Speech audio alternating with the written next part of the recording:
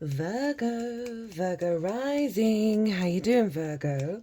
This is your reading for the Gemini full moon that's going to happen in about 28 minutes. So we're probably still going to be doing the reading when it's exactly at the full moon.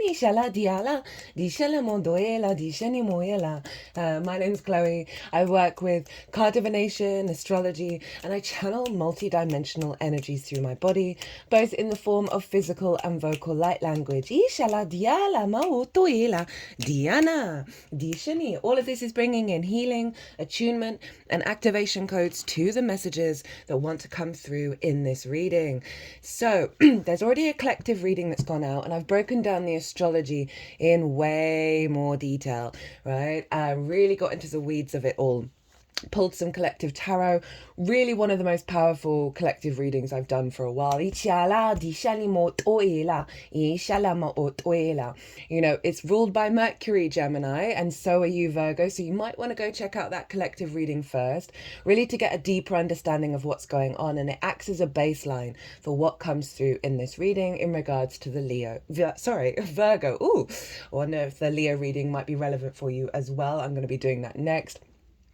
Right, what else did I want to say? So I read for the rising signs. So for those of you who don't have Virgo in the first house, look to the house that it does fall in. Look to the themes of that house, as well as you want to add on all the other meaning you've got going on there to the messages that come through, because it will be as if that Virgo energy, wherever it falls in your natal chart, has now energetically moved to the first house. For example, I've got Virgo in the second house with my sun, so I'd apply those themes to what comes through in this reading. Right, in regards to the tarot, I'm going to be shuffling some cards while I talk about what houses is this turning up in for you, my lovely Virgo risings.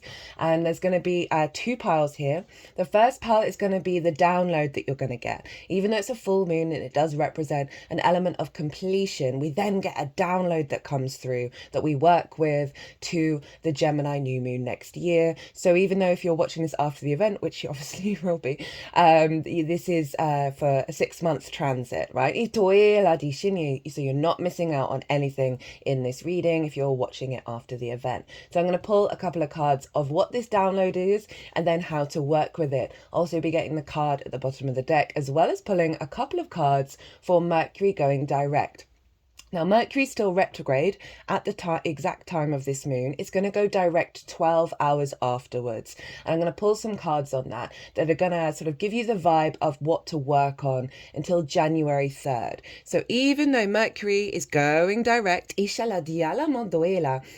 going to go over the retrograde degree. So it's not leaving the retrograde cycle until the 3rd of January. So I'm going to pull a couple of cards on that to give you some support of what you need to work with over the next just under a month. I'm also going to be pulling a couple of oracle cards at the end of the reading. So let's get into this.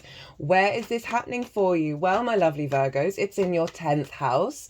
This is the peak of your chart where the sun was at the height of its arc on the day that you were born. So it's very sun orientated. And this is your life purpose, your career. Career doesn't have to be life purpose. It can just help facilitate it.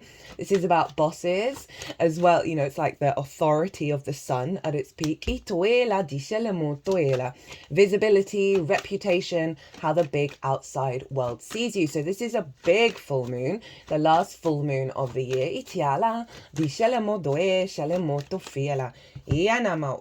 That's too many cards. The 8 of Cups. And so often when cards come out that then go back in, they kind of represent the journey that you've been on. And that feels like you've been walking away from unconscious responses that have felt very comfortable because we're so used to them, but actually haven't served you, and you've gone to find a higher perspective. And that can be around the wounds of visibility and reputation and where your path is going, where your career is going, all of those sort of, you know, more difficult energies. Perhaps you learnt love languages of not being seen and not being valued, and therefore that can really influence how that 10th house can show up. So I really love that that's shown up. It's also Saturn in Pisces and Jupiter, the ruler well, one of the rulers of this whole chart is squaring Saturn. So talk about that in the collective reading in way more detail.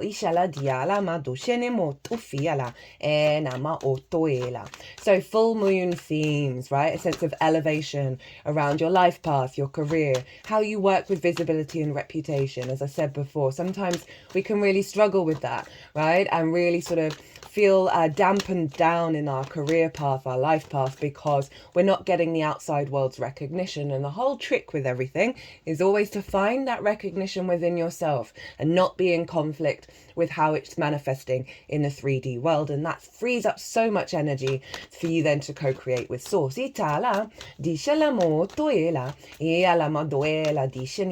you may get some huge downloads around what the next stage is, a real elevation of an understanding.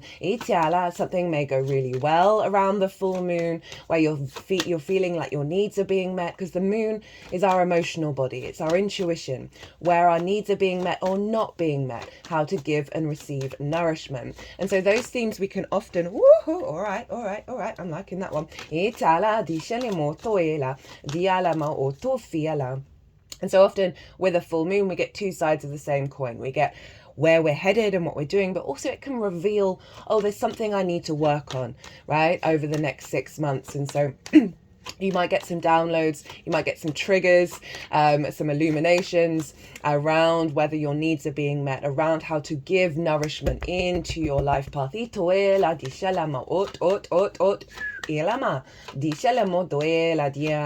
Now the sun is over in Sagittarius, and this is in your 4th house. This is your root system, your foundations, your ancestors, both blood and soul lineage, the roof over your head, your parental figures, and the things that you do in private. Now this is the darkest part of the day that you were born, right? I like to envisage a tree in the natal chart, right? The 4th house is the root system, right? We need strong roots in order for our tree to grow. The 10th house are the leaves that are striving towards the sun to expand. So you have the sun over in the 4th. This can see you getting a lot of downloads, a lot of vision, a lot of clarity when you're at home. What you need to do to feed your root system, to nourish it, so your 10th house can expand.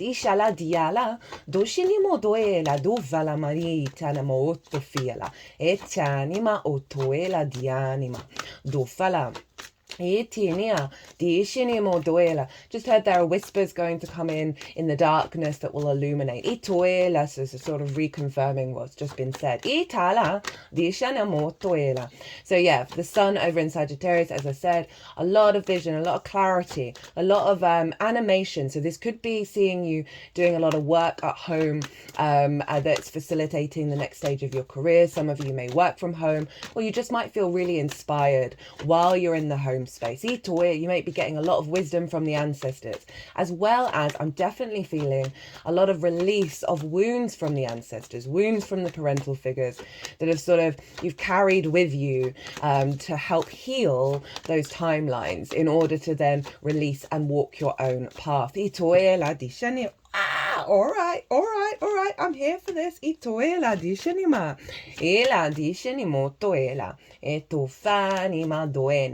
Now, the ruler of this moon, wherever the ruler is going to be influencing it, and that is Mercury. And Mercury is still retrograde at the exact moment. Again, I break that down in the collective reading, and that's over in the sign of Sagittarius, right? So again, we're getting some really deep inner wisdom, inner ideas, inner downloads, inner communications, a reorientation of how you're perceiving what your root system is capable of, right? So often, as I said, we can have the ancestors with the stuck energy of their career, their life purpose, visibility not working out, and we then hold on to that. Definitely feel with this full moon a release of a lot of that energy that's just freeing up more downloads for you and the wisdom to come through of the life lessons that they've learned, that perhaps the ancestors are like, oh, I wish I hadn't focused so much on that and found more joy and found more illumination through creativity and just the sheer enjoyment of existence, right? That could be a big, my whole body's shaking now.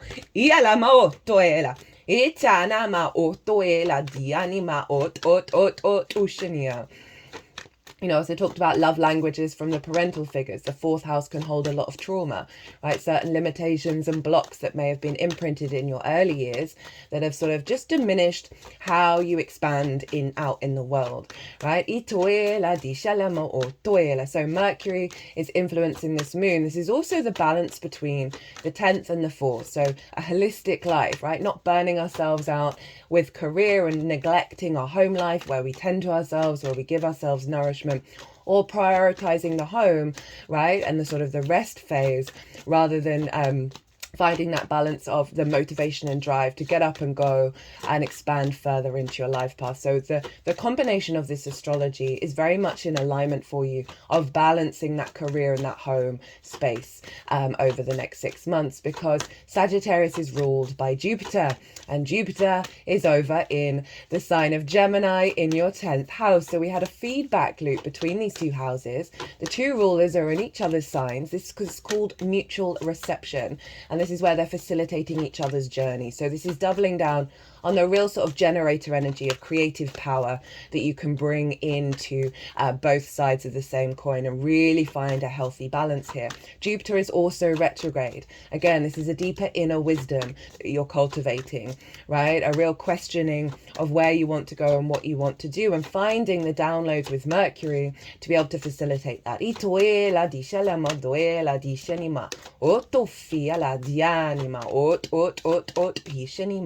So this is a really powerful transit. We had a similar energy with the Sagittarius new moon, and interestingly enough, the end card for both of the oracle readings is the same, right? Is Gnosis. I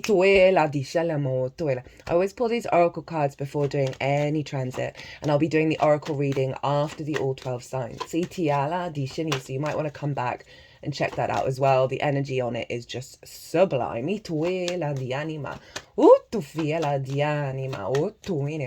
all of this is squaring your Virgo energy. So this can bring about conflict, drama and frustration, because a square is ruled by Mars. But trust and know that this is either helping you unravel certain issues, as well as letting you know where there's friction and how to reorientate that energy. And that friction, those squares are about building, manifesting and building in the 3D. And this is to do with you, how you embody yourself, how you walk your talk, and really sort of strengthening an alignment here of you being able to be in your power and build from your individual frequency. Now, the only aspect I'm going to be talking about in this reading, there's loads of other cool stuff. Jupiter's trine Venus, as I said, Jupiter's also square Saturn. Mercury is forming a grand fire trine with Mars retrograde in Leo, which might be why I accidentally said Leo. Itala.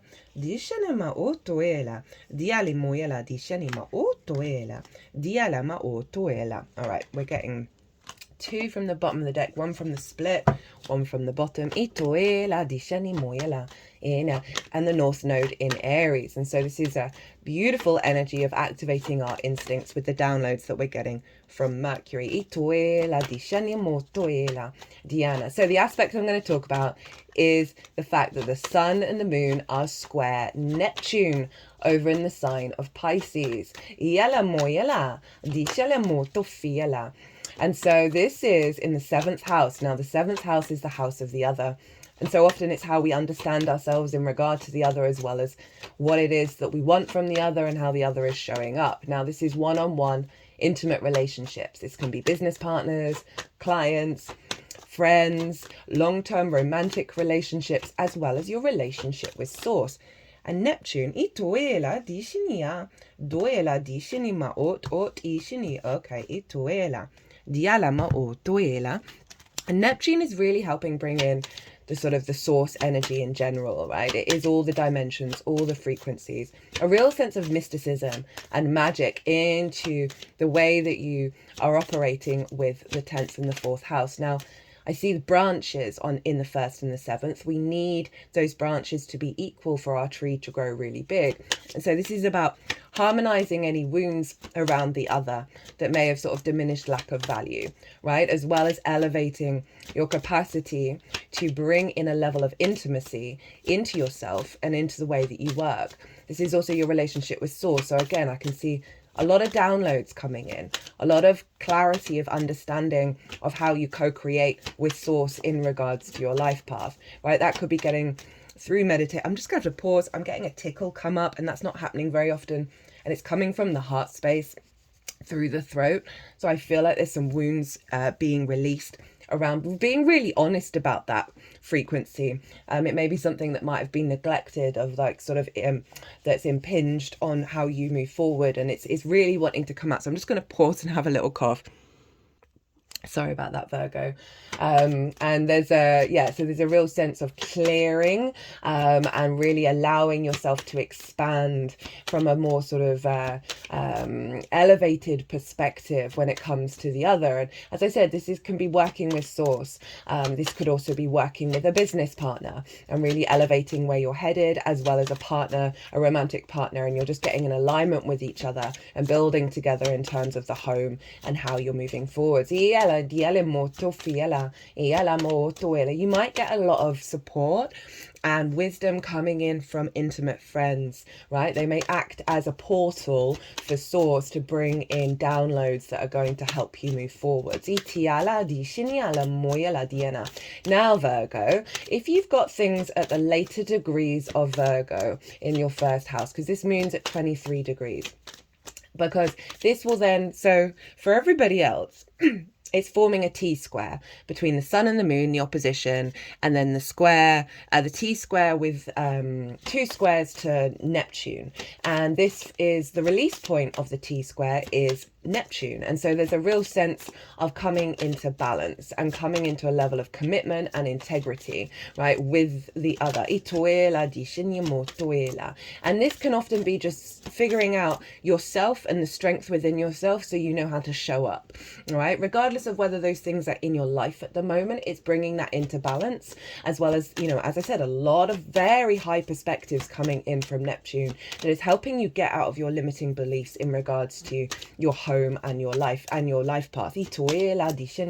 Now, but for those of you who have things around the sort of the last I would say from 15 degrees, so half of Virgo, 15 degrees to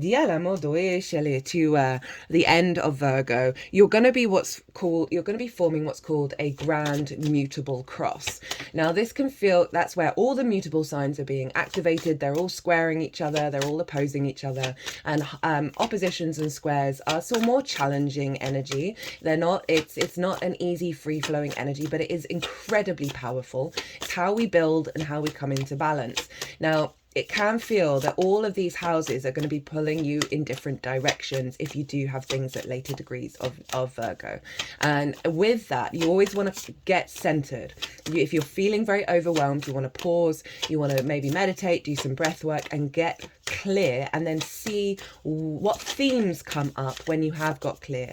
You know, is it asking you to focus on your career? Dialema di shanima di shanima di shanima dialema doela di shana. That so your 10th house might be activated, so then focus on that. And when you allow that flow to come in, rather than being pulled in lots of different directions, it then turns into a generator, right, of all those 4 houses, and it's incredibly powerful. But you want to know that it might feel quite stormy, and the whole point is to get into the eye of the storm and realize that there's a lot of energy moving around you and get into flow with it.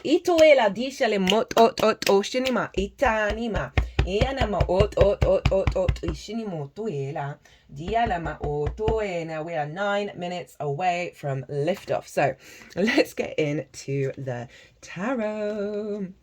Diana. So the intention, the download that you're getting with this full moon is the King of Cups, the Chariot, and the 4 of Cups in reverse. It's been really fascinating, actually, so far in all the readings. Cups have come out quite loudly, which is highlighting the significance of that Neptune energy for you. Diana. So you got that King of Cups, and it's funny that this has come up because one of my phrases for this card is the King of Cups is in the eye of the storm, right? There's a lot of chaos going on around the King of Cups, and it's not not being knocked off its perch. It's walking on water. It's not drowning. So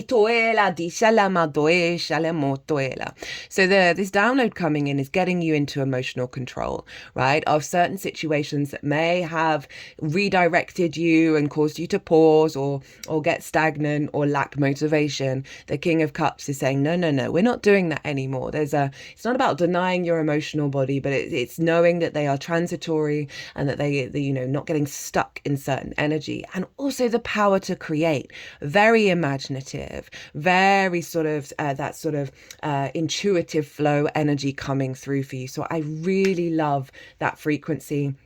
I really love the strength of it. Where did I put the cards? Oh, there they are.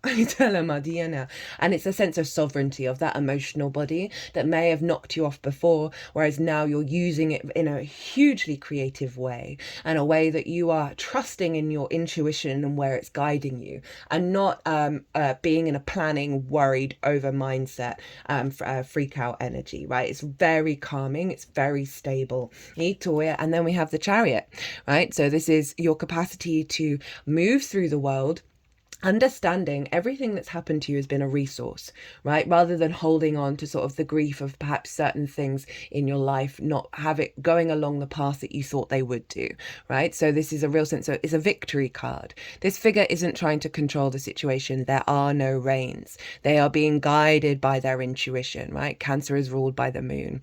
There's a healthy balance between the material and the unseen realm by the yin and yang sphinxes. There's a real sense of strength. There's a sense of movement as well. So it is saying that things are going to shift. You're going to be guided. You're going to be in your flow, and the actions that you're taking are taking you to a place of victory. And then we have the Four of Cups in reverse. I love this card, right? For what we've just been talking about, because in the upright, this is comparison is the thief of joy. This is looking at people perhaps with healthy relationships, a happy home, a happy work, getting that pay rise, and you're feeling like you're feeling a little bit down in the dumps because it might not have been happening for you in the way that you would like. It's a very stagnant energy. It is linked into depression, right? Crossed arms, crossed legs. This figure is looking at these things, but not necessarily doing anything to try and bring that into their life. The Ace of Cups is coming in though, right? So there is a sense of the acknowledgement that Ace of Cups is always within you. Everything that's happening around you to other people is you, right? So the more that we celebrate that, the more that we're then celebrating our own life, and then the universe starts bringing in things to celebrate. But it's in reverse. So this download that you're getting is releasing that emotional body wounds around how things may have turned out. It's getting you out of the past and into the present. It's getting you out of stagnation. It's getting you out of a heaviness. If you have been feeling a bit depressed, it's really shifting that emotional body. How to work with this energy. We have the Three of Swords, the Hanged Man in reverse, hello Neptune, and Saturn. So again, the big Pisces energy, you've got a lot of support coming in from Source to help you move through some wounds. So that Three of Swords, this is about, and with the Hanged Man, this is about moving through the wounds, the perspectives, the ideas, the spells, the things that people said to you that have distorted your heart's frequency. Leo rules the heart. Mars is retrograde there. That Mars retrograde series was incredibly powerful. It retrogrades every 2 years, the least out of all the planets and the celestial bodies. It's a big shift that's happening here in your unconscious realms. And so there's a real sense of allowing yourself the space, because you're being protected at the moment, to look at these things in a healthy way, right? And really, rather than getting stuck in those wounds, right? And so this is with the Hanged Man of calling you to find a different perspective, right? And transmuting that energy into a sense of illumination, right? With that halo. It's the only halo in tarot. So it is saying remember, the rulers of the sun and the moon and the whole chart are both retrograde. So there's this pause energy of allowing wisdom to come through you when you're in a state of reflection, of pause, of doing things differently. And then we have the World card. And this is all leading you to sort of really know thyself, right? There's a completion energy coming in with this transit. And when we know ourselves, when we pull back those layers, those trauma responses, limiting beliefs, love languages, we clear the clutter of conditioning. We then step out of conflict with ourselves. We simplify and get to the root energy within us, and that clears so much energy for the universe to then co-create with you. Know thyself and the world will open up. So there's an element of a bit of a deep dive of getting into the weeds of something and allowing those perspectives to shift, so you are freeing up so much energy to be free in the world, right? A lot of visibility with the world seeing the truth of you. Itala di shalama duela dianima ot. You might want to look to where your Neptune and your Saturn are in your natal chart, because those are the two major arcana that have come up to sort of give reflection of the themes of the houses that they're in and what those themes are asking you to look at as well. So you got at the bottom of the deck the King of Swords, and at the split you got the Page of Pentacles. I love this combination. I love when kings and pages show up together. Kings can be a little jaded and pages are very fresh energy. So that King of Swords, that's Aquarius energy. That's the way that you work, right? The way that you understand your work and how to put it into action. So this is saying that there's a clear sense of maturity. You've got two kings coming in, of sovereignty, of the downloads, and being able to put them into practice, right? Feeling very confident in the way that you work, very, being received as someone of authority, someone of maturity who can do the damn thing, right? Can get the job done. And then we have the Page of Pentacles. This could be new opportunities coming in, as well as new ways of communicating and manifesting in the 3D world, right? As I said, this is like the downloads coming in that you're going to be able to put into practical use in regards to elevating that career, elevating that life path, particularly the downloads over in the fourth, and then I said it's like putting it into practical manifestation. Itoela di shalama dialamo toela dianamo dinima otoela. So for the Mercury energy, what is Mercury up to in its direct motion? Well, we've got the Ten of Swords in reverse. Very karmic card, right? Swords are perspectives, ideas, communication, right? The sort of, as I say, the spells, and they're all along the spine. Leo rules the spine, so some stuff going on in Leo, and it's not surprising that I said that, right? Itoela di shelemoto, the Freudian slip from earlier.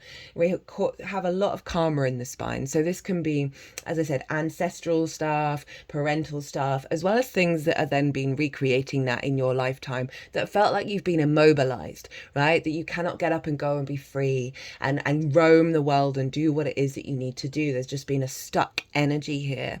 And these swords are falling away. So this is the direct motion energy that you're working with, right? And it may be causing you to like sit and do some meditation on those swords. If you've got a tarot deck, get this card out, meditate, and then visualize those swords falling away from you, right? And then we also have, you see the hand gesture, 2 fingers up, 2 fingers down. This is the benediction. You see figures of Christ and the Buddha having this, and this is the bridge between heaven and earth, right? The day and the night, the light and the dark, and the honoring of that polarity, that sometimes we got to go through some stuff in order to really be embodied in our own frequency and make the choices that we want to make by going through those difficult energies. But it is in reverse, so it's sort of my third eye is now throbbing. It's bringing in a deeper knowing, a deeper inner perspective that's allowing you to feel free, even if certain situations are still not showing up in your 3D world. It's not denying you your sense of movement, right? You're still, remember that King of Cups, you're standing in your power. But I love that for a Mercury energy in the fourth, with the ancestors, with the parental figures, of like letting go of the shackles. How to work with this energy. We've got Venus in reverse. We've got the Empress in reverse. So this is blockages around manifestation, feeling good in the 3D world, creativity, fertility. And so it's calling you to focus on where you feel that. And it's not in a way where you're going to get stuck in it. It's just going to help you release those swords of like finding that understanding of where that is and really doing some work with it, right? In the home. As I said, this could be meditation, having a cleansing bath, movement, candle work, fire energy. This feels really powerful, these two cards coming together, because it's really representing clearing out a massive block around the Venusian energy. You might want to look to where your Venus is, because that will help you focus on the themes that the Empress in reverse is asking you to look at. We have at the bottom of the deck the Knight of Swords. So after all of this, you're going to be able to move very quickly. If you notice in the background, these... oh, yeah. Well, we just had it. Just had that full moon come in. You see these clouds. The only other card in the tarot that has these clouds is the Five of Swords. And that is all about domination and subjugation of the three, of winning the Three of Swords, right? The cycles of the bully and victim mentality. And this Knight of Swords is running past all of that. It's not touching it anymore, right? And the capacity to act, right? And embody your new perspective that's coming in after this release. So I really like that sense of movement, that sense of activity and getting things done. Now, let's look at the oracle cards. This is from the Four Agreements Oracle. The book was written by a Virgo sun. It was given to me by a Gemini rising, very mercurial in nature. If you haven't read it, I really do recommend. It's not very long, and if you apply the Four Agreements, honestly, your world, your life will change. Be impeccable with your word. Enjoy heaven on earth. So that's really interesting that there's this energy of creativity that's coming in, of creating in this place, of co-creating with source, with the world, and the blocks that you're clearing, right? The benediction of two fingers up, two fingers down, of the bridge of the two of them. We want to bring that higher perspective into the 3D realm, and Venus is really helping you at the moment to help release the blockages around it. Impeccability of the word can lead you to personal freedom, success and abundance. You can attain the kingdom of heaven from this one agreement. Be impeccable with your word. Now that can be really hard to do, and it means going into the weeds and figuring out what your truth is, what your root truth is, and following that. And if situations come up that are going to distort that, having the strength and the courage to be able to navigate in a different direction. Right, from Rainbow Brainskull, we have, and it's very very appropriate for what's come through already. We have don't do everything, do the next thing. You'll never be able to do it all at once. Make a list of ordered priorities and only worry about what is next. Focus only on what you are doing right now. So again, that's getting out of the head in terms of how things are going to manifest and move forwards, and activating that King of Cups of in the moment, follow that intuition of what it is that you need to do next, right? Rather than the bigger picture energy. This is really about focusing on the alignment in the present moment and not worrying about the future. Well, Virgo, that was quite a powerful reading. I hope you enjoyed it. If you did, hit that like button, leave me a comment. I love to hear from you. It brings me so much joy. If you want a personal reading, perhaps to deep dive a little further on this, my details are everywhere. My website, you can book through. If you want to pay by PayPal, email me directly. But other than that, Virgo, be good to yourselves, be good to those around you, safe travels, and be well until we meet again.